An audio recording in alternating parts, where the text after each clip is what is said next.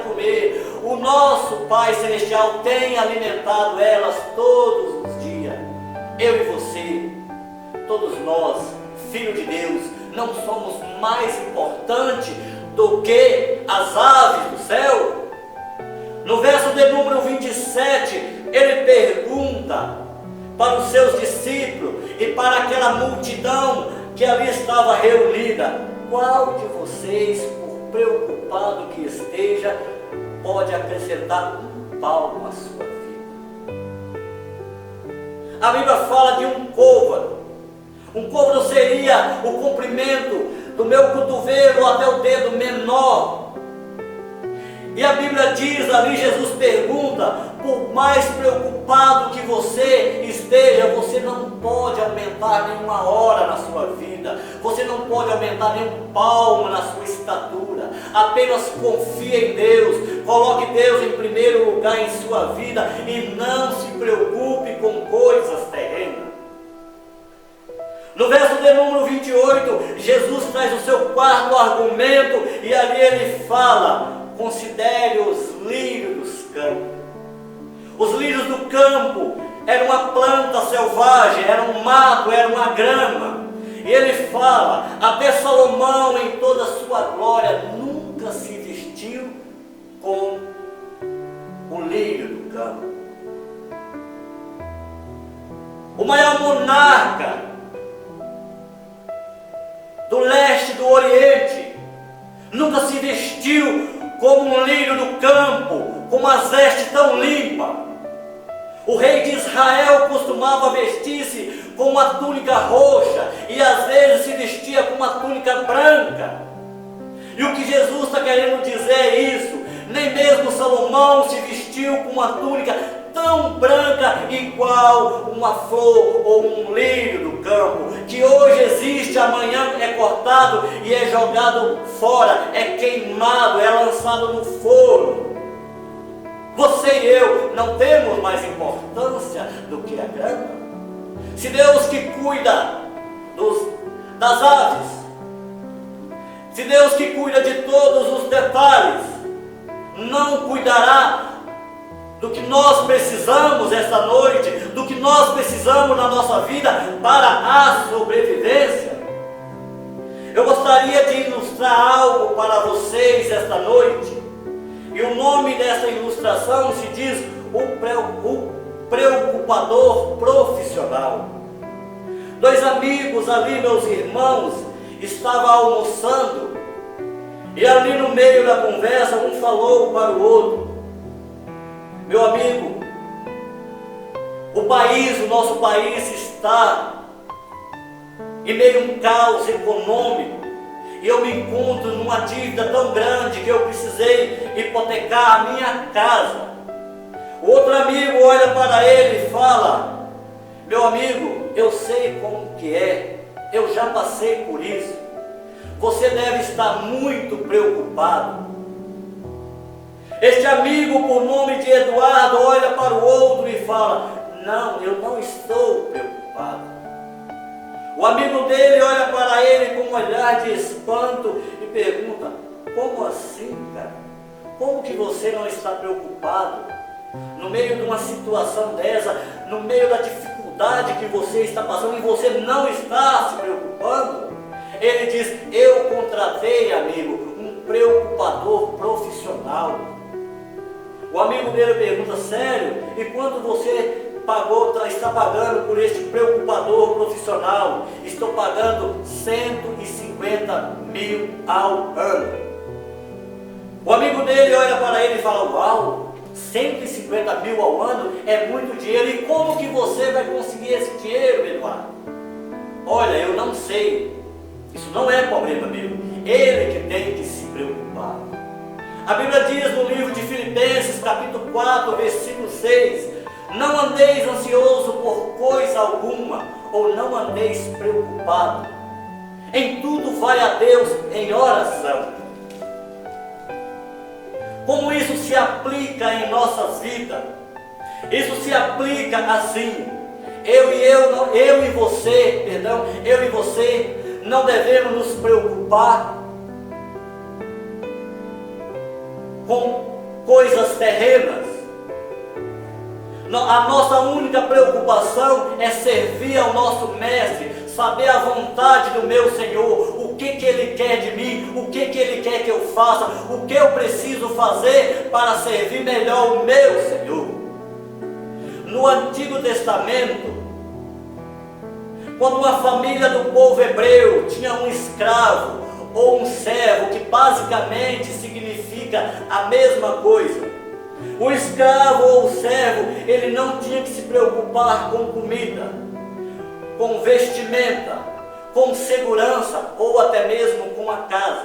Tudo isso, o Senhor dele que preocupava, que providenciava para ele. A única preocupação desse escravo ou desse servo era conhecer o seu Senhor cada dia melhor, para poder servir melhor, com obediência, prontidão.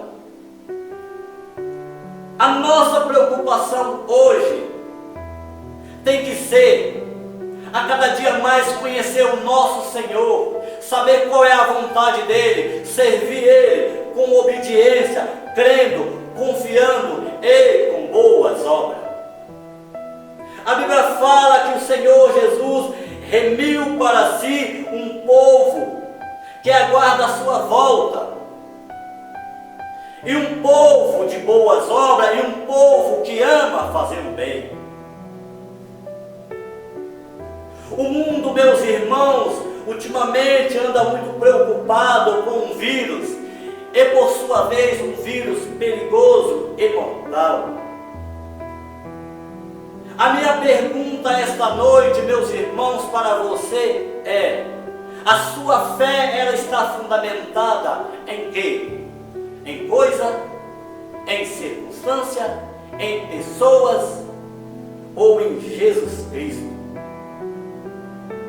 O que eu quero dizer, meus irmãos, é que você não precisa se cuidar, que você não tem que fazer o que os médicos ensinam que tem que fazer. Você deve, eu e você precisamos fazer, seguir as orientações. Eu não estou dizendo isso se chama ser prudente, ter sabedoria. Você tem que fazer essas coisas, mas a sua fé não está fundamentada nessas coisas. A tua fé está fundamentada em Jesus Cristo, porque a Bíblia diz que se Deus não guardar a cidade, em vão será a sentinela. Se Deus não guardar a cidade, meus irmãos, em vão serão as sentinelas.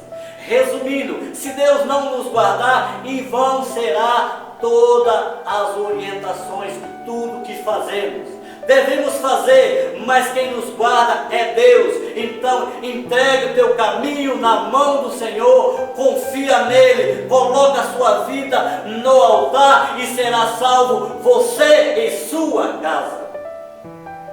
A Bíblia diz que eu nunca vi um justo desamparado e nem a sua descendência mendigar o pão. Eu creio na Bíblia, meus irmãos. A pergunta é: você crê? A segunda maneira, meus irmãos, que temos para não ficar preocupado e se confiar no nosso Senhor e Salvador Jesus Cristo, seria não se preocupando com o detalhe que está além do seu controle. Eu convido você, meus irmãos, esta noite, para abrir comigo novamente a sua Bíblia, no livro de Gênesis, capítulo de número 7, verso de número 15 e 16, que diz assim: E vieram para junto de Noé na arca, 2 de cada espécie de toda a carne em que havia alento de vida. Uma vez que todos vieram, macho e fêmea de toda a carne, como Deus me ordenara. O Senhor Jeová fechou a porta da arca por fora. Essa passagem, meus irmãos, Se você for analisar o contexto, ela está completando o que Deus falou a Noé no texto anterior, na passagem anterior do capítulo 6. A Bíblia fala que Deus olhou do céu e a humanidade estava corrompida no pecado. A humanidade não mais buscava Deus. Somente um homem e a sua família buscavam a presença do Senhor. Esse homem por nome de Noé e sua família. E Deus decidiu assim então desfazer sobre a terra todo o fôlego de vida e começar tudo de novo. E ele fala: Noé, constrói uma arca, que eu vou trazer um grande juízo sobre a terra. As pessoas não me buscam, as pessoas não procuram estar em minha presença, caminhar no caminho que eu coloquei para eles caminhar. E Noé, com obediência e não se preocupando com os detalhes, ele começa a construir essa arca. A Bíblia fala que Noé levou 120 anos para construir a arca. Se você for analisar, hoje a nossa expectativa de vida, ela é de 70 anos, 80, no máximo 100. Então, é mais ou menos o tempo de vida que nós temos hoje. E as pessoas ali sabiam que Deus viria trazer um dilúvio ou um juízo sobre a terra. Mas as pessoas preferiram a não crer e sim continuar na desobediência. Noé já havia avisado eles, Noé já havia alertado, e eles continuaram fazendo as mesmas coisas. Noé apenas fez aquilo que estava em sua condição humana de fazer, que era construir. Ele não se preocupou em nenhum momento com os detalhes. Deus pede então para que Noé entre na arca. E Deus envia para Noé todos os animais existentes, um macho e uma fêmea, para preservar a vida. Esse detalhe que estava além do seu controle, ele deixou para Deus. A Bíblia diz que ali entrou todos os animais existentes na terra, de 2 em 2, vindo até Noé com o instinto natural, pela direção de Deus. E se a Bíblia falou que ali entrou todos os animais existentes na terra, para poupar-se a vida na terra, 2 em 2, eu creio que entrou.